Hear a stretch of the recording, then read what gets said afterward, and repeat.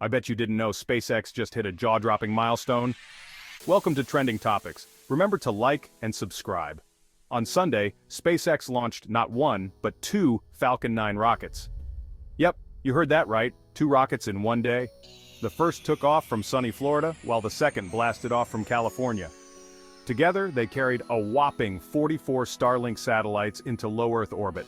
But get this, the Florida launch wasn't just any old launch. It marked the 300th reflight of a Falcon 9 booster. That's right, folks, 300 times. Talk about recycling at its finest.